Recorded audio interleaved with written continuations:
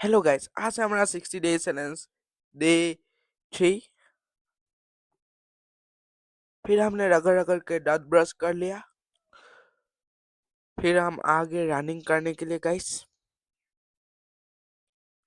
फिर आज हमने 1 मिनट मेडिटेशन किया गाइस। फिर हमने थोड़े से बॉक्सिंग प्रैक्टिस किए।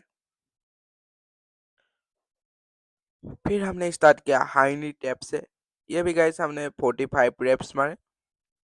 फिर हमने मारे सीआर सिटअप। ये गाइस हमने 12 रेप के 3 सेट मारे। फिर हमने मारे प्लैंक ट्विस्ट। ये गाइस हमने मारे 20 रेप्स। फिर हमने ऐसे 30 सेकेंड रहे। फिर हमने मारे सिटेक एंड आउट। ये हमने मारे 45 रेप्स। फिर हमने मारे लेग रेजेस। ये भी गाइस हमने 45 रेप्स मारे।